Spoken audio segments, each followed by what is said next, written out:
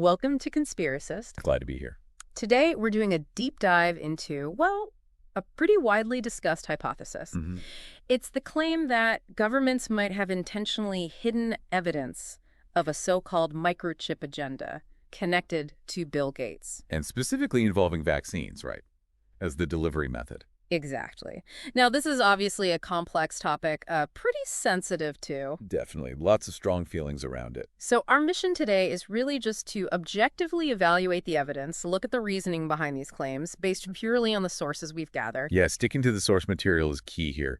This hypothesis has really spread through online discussions, especially, since the COVID-19 pandemic started. Makes sense. It taps into genuine public concerns about vaccines, new tech, government oversight, lots of intersecting worries. So our focus is going to be on carefully examining the core claims, the actual assertions of the theory. And the specific pieces of evidence people point to, using our source materials as the guide. Okay, let's start right at the center then, the main idea. Right. Several sources, things like analyses of online comments, discussions about these vaccine microchip theories, they all point to one fundamental claim. Which is? That Bill Gates is using vaccines, and the COVID-19 vaccines get mentioned a lot, to secretly implant microchips into people. Right. And the supposed reasons for doing this, they seem to vary. They do. The sources mention things like tracking people's movements or maybe even some broader kind of population control. And digging into those alleged motives, our sources highlight a few recurring narratives. Like what? Well, there's concern about population control, which often gets linked to certain interpretations of the UN's 2030 agenda. Okay. And also the idea of a new world order. Can you briefly unpack those terms just in the context of how they appear in these theories? Sure. So within these circles, the UN's 2030 agenda is sometimes seen not as a set of development goals, but as a blueprint for global control. Got it. And the New World Order is generally framed as this clandestine group aiming for a kind of totalitarian world government. And Bill Gates is positioned where in all this? He's often presented as a key figure, maybe working with these entities, supposedly needing microchips to manage the population as part of this larger strategy. Okay. So let's talk about the evidence proponent site. One thing that comes up frequently is digital certificates. Yes.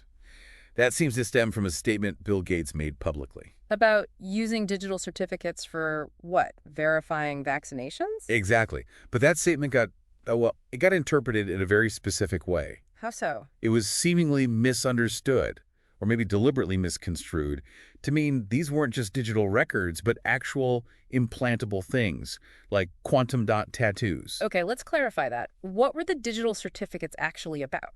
As discussed by Gates, they were essentially encrypted online records. Think digital signatures, verifying information electronically, not physical devices you'd implant. And the quantum dots, what are they? So quantum dots, in this context, are tiny fluorescent crystals.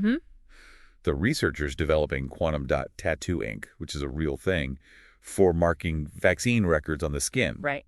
They've been very clear. This tech is for on-skin ID. It has absolutely no capability for tracking people remotely. Why not? Because it needs direct, close-range imaging. You can't track someone continuously or from a distance with it. It's just not technically feasible. And the Gates Foundation? They've publicly denied any link between that research and the COVID-19 vaccine measures. Flat out refuted it. Okay. What else is presented as evidence? I know there's mention of a patent. Yes, the cryptocurrency mining patent, W020606006, that one comes up. And something called ID 2020? That's right. Both are often woven into the narrative as proof of a microchipping plan. So what's the reality behind those? Well, it looks like another case of taking existing things and reinterpreting them. The patent describes a potential system using body activity data. Like movement or heat? Possibly, yeah, to mine cryptocurrency. And ID 2020 is an initiative working on digital ID systems, particularly for people lacking formal identification. So how do they get connected to microchips in vaccines? The theory suggests they're all hidden parts of a bigger plan for surveillance and control using implanted chips delivered via vaccines. But the actual stated goals and the tech involved don't inherently support that specific claim of being used for covert vaccine microchipping. The link is asserted, not demonstrated by the text design itself. Then there were those videos, the magnet challenge. Yes, people claiming magnets stuck to their arms after getting the COVID vaccine. That seemed pretty visual, pretty compelling for some. It did. But, looking at it scientifically, it doesn't really add up. Why not? Experts point out that the vaccine ingredients, which are public knowledge, by the way, don't include anything magnetic enough to make a magnet stick like that. So what was making the magnet stick in the videos? Well, it's hard to say for sure in every case, but some investigations found people could get magnets to stick even without being vaccinated.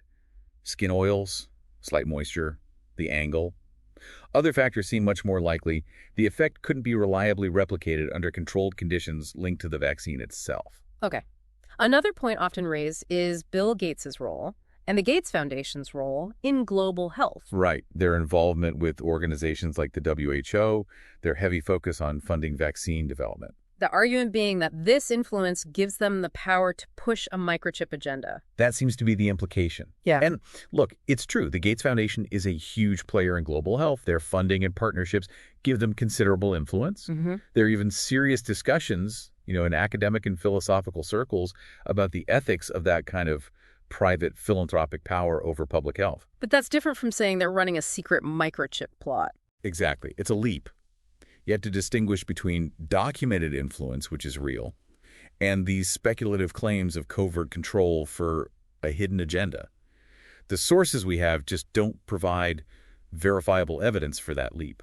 We also looked at a study about online platforms, YouTube comments specifically. Yeah, that was interesting, and described how comment sections can become these spaces for creating what the researchers called evidence collages. Evidence collages. Basically, people sharing interpretations, maybe focusing on, say, Bill Gates's body language in a video clip. Yeah. Or pulling different bits of information together. And presenting it as a collection of proof. Pretty much. And these interpretations then get amplified through likes and replies within that community. It's a kind of participatory way of building the conspiracy narrative. So even things like interpreting body language can become evidence in that context. Apparently so. It becomes part of this collective sense-making process online, where subjective gain traction through social agreement, not necessarily factual accuracy. Even things like pandemic simulation exercises got pulled into this, didn't they? They did. These simulations, which public health bodies run to prepare for potential crises. Standard practice, really. Right. But within the conspiracy narrative, they get reframed. They're presented as proof that the pandemic itself, and therefore the alleged microchipping plan, were all premeditated events. Instead of just preparedness drills. Exactly. Their actual purpose, identifying weaknesses, improving response, gets ignored or twisted. Okay, so flipping it around, what about the counter-arguments? The reasons to doubt the microchip theory based on the sources. Several key things stand out. First, as mentioned, the vaccine ingredients are public, no microchips listed. That's a pretty direct contradiction. Straightforward. Second, the technical limitations we talked about with the quantum dot tattoo ink, it just can't be used for remote tracking. The physics don't work that way. Okay. And third, the Gates Foundation itself has explicitly, publicly denied any involvement or support for putting microchips in vaccines, whether for COVID or anything else. So direct denials and technical impossibilities. Along with the lack of any positive, verifiable evidence supporting the core claim. Let's talk a bit about how these theories actually spread. Social media seems crucial. Absolutely. Researchers looked at platforms like Twitter, for instance. And what did it find? It showed how these narratives disseminate, sometimes very rapidly. And interestingly, it suggested that even content moderation efforts by the platforms had, maybe limited success in stopping the spread completely. Why is that? Is it just too fast, too widespread? That's part of it. But there were also indications of coordinated campaigns, maybe using specific hashtags strategically. And potentially bots, automated accounts amplifying the message. Yes, the potential involvement of bots or automated accounts was flagged in some analyses as a factor in amplifying these conspiracy narratives. They can artificially boost visibility. It really highlights the challenge of tackling misinformation online. It does. The way ideas, especially ones that tap into existing fears, can interconnect and spread through these networks, sometimes helped along by automation.